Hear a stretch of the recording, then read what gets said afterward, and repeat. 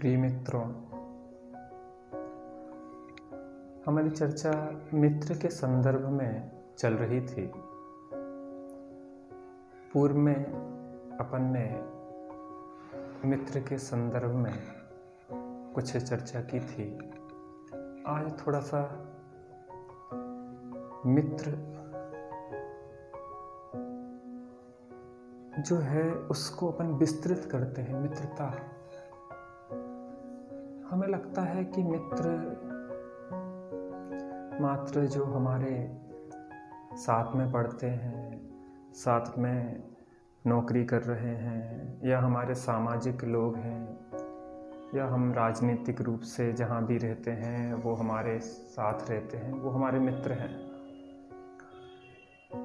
जिनसे हमारी विचारधारा मिलती है। इतना तो है, इसमें दो राय नहीं है कि जिनकी जहाँ समान विचारधाराएं मिलें, समान जीवन हो, समान चेतना के स्तर हों, वो मित्र हैं। थोड़ा सा और इसको विस्तृत करते हैं। मित्र, समानताओं के आधार पर मित्रता होती है। समानता अनेक प्रकार की हो सकती है। आप जो समझो कि जीव हम हैं और वो सामने भी जीव है तो भी मित्र है। ऐसा समझो कि एक चींटी भी जीव है और हम भी जीव हैं, तो समानता तो है ना। वो भी जीव है, हम भी जीव हैं। वो भी सुख की खोज में लगी है और हम भी सुख की खोज में लगे हैं। वो भी दुख नहीं चाहती है, हम भी दुख नहीं चाहते हैं। उसे भी शरीर के प्रति अनुराग है और हमें भी शरीर के प्रति अनुराग है। तो बहुत सारी चीज़ों के कारण चींटी, मक्खी, मच्छर, गधा, सुअर, कुत्ता, बकरी, ऊंट, बैल, मुर्गा, मुर्गी, जो भी है, जो भी जीव राशि है। देखो, कुछ जीव राशि तो ऐसी है कि बहुधा लोग उसको जीव ही नहीं समझते। जैसे जल है ना, जल भी जीव है। अग्नि है ना, अग्नि भी जीव है। हवा बह रही है, ये भी जीव है। पेड़ पौधे हैं, इनमें भी जीव है। पहाड़ है, इनमें भी जीव है।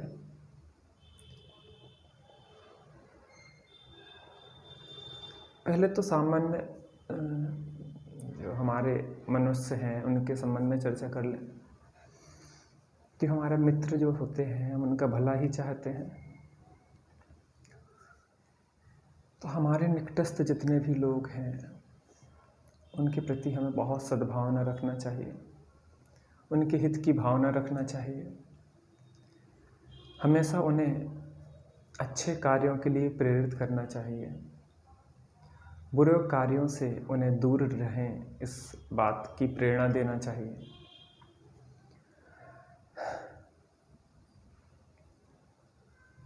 दुख संकट में उनका सहयोग देना चाहिए। देखो, अनुकूलताओं में आप उनके घर जाओ ना जाओ, विवाह में जाओ ना जाओ, लेकिन उन्हें कभी कष्ट हो, कोई उनके वियोग हो गया हो, कभी किसी को रोग हो गया हो, तो बिना बुलाए जाना चाहिए।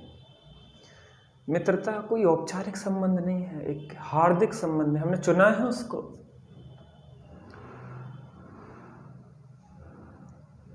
इसलिए इस संबंध को बहुत नज़दीकी संबंध है। जैसा शायद ब्लड रिलेशन जिसको कहते हैं, रक्त संबंध, उससे भी अधिक गहरा है, क्योंकि इसको हमने चुना है। तो सच्चा मित्र तो जो है कि अपने मित्र के लिए हर समय खड़ा रहे, हर समय उसका हित ही विचार करता रहे। तो हमें अपने मित्रों के प्रति बहुत ही आत्मीयता से, प्रेम के साथ और उनके साथ हमेशा उनके अच्छे के लिए सहयोग करते रहना चाहिए। थोड़ा सा और विस्तृत करें जो अपन ने प्रारंभ में चर्चा की। मित्र, क्षुद्र जीव जो हैं, मक्खी, मच्छर, गधा, सुअर, कुत्ता, सब हम भी जीव हैं, वो भी जीव हैं, हम भी सुख चाहते हैं, वो भी सुख चाहते हैं।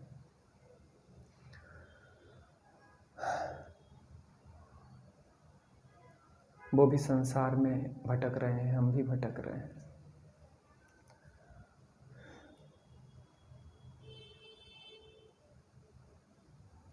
हमें उनके प्रति कैसा व्यवहार करना चाहिए?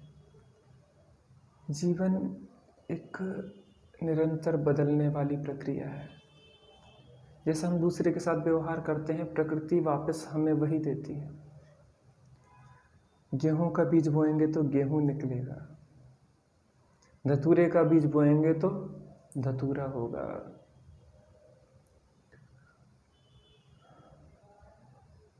हम जैसा करेंगे दूसरों के साथ वही तो मिलेगा।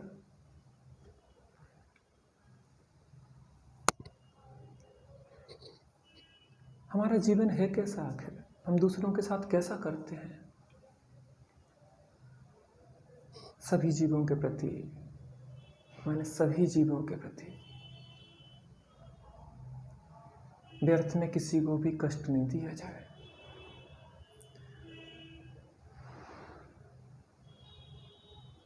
एक क्षुद्र प्राणी भी जीना चाहता है, किसी को सताया नहीं जाए, किसी को दुख नहीं दिया जाए, किसी को कष्ट नहीं दिया जाए।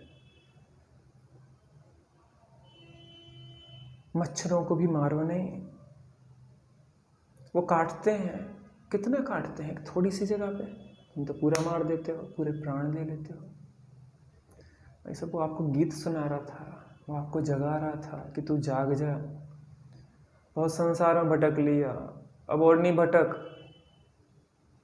वो जगा रहा था, हमने उसको मार डाला।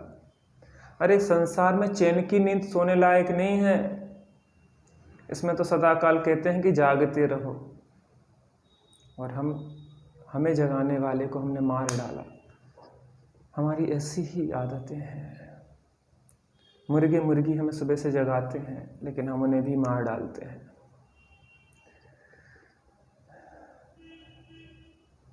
जो जगाने वाले हैं उनके साथ हम क्या व्यवहार करते हैं? किसी भी प्राणी को मारने का अधिकार नहीं है हमें। हमारा जो शरीर अच्छी चीज़ें खा के भी चल सकता, दूसरों को कष्ट दिए बिना शुद्ध सात्विक अहिंसक आहार शाकाहार के द्वारा भी चल सकता। उन मित्रों को मारने की ज़रूरत तो नहीं है। कम से कम किसी के माता पिता को छीनने का अधिकार हमें नहीं है।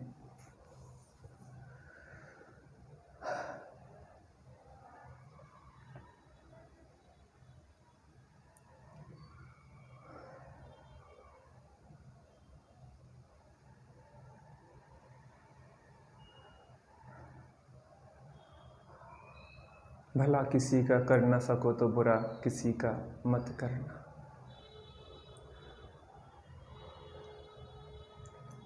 मच्छर काटते हैं तो मच्छरदानी लगा लो, मारना ही उपाय है क्या? अपनी सुरक्षा कर लो ना, वो भी तो भोजन खोज रहे हैं। दूसरे को कष्ट दिए बिना क्या हमारा जीवन नहीं चल सकता?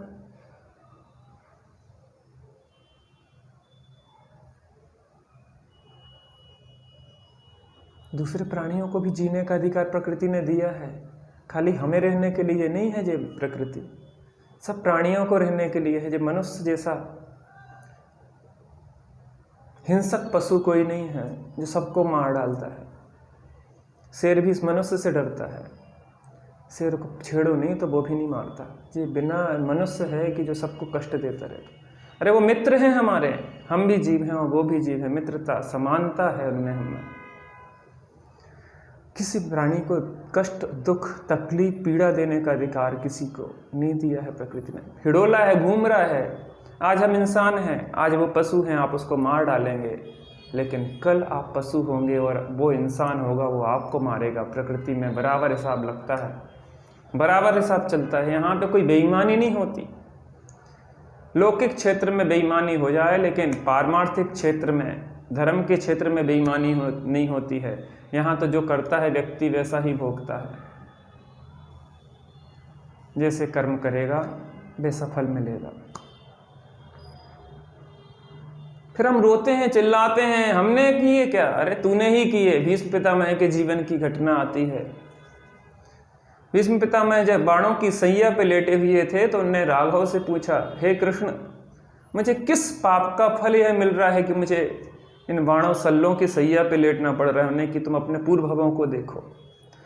तो उन्होंने जब देखा कि 100वें भव पूर्व में उनने वे पगड़ी लगाए हुए, राजसी पोशाक पहने हुए घोड़े पे जा रहे थे, अपना भाला लिए हुए, और एक सांप आगे बैठा हुआ था। उन्होंने अपने भाले से ऐसा सांप उठाया और यूँ झाड़ियों पे, कटीली झाड़ियों पे फेंक दिया। उसका फल यह हुआ कि उन्हें भी कांटों की सैया पे, सल्लों की सैया पे सोना पड़ा। जब कर्म का उदय आता है तो जीव रोता है, गिड़गिड़ाता है, पछताता है, लेकिन अब पछताए का होता जब चिड़िया चिग गई खेत। हमारा जीवन इतना सुंदर, इतना परिमार्जित होना चाहिए कि किसी मित्र को कोई कष्ट ना हो, चाहे वो चींटी हो, चाहे मच्छर हो, चाहे मक्खी हो, चाहे गधा हो, चाहे चूहर हो, चाहे कुत्ता हो, चाहे बिल्ली हो, चाहे बकरा हो, चाहे बकरी हो, चाहे कोई भी पशु हो।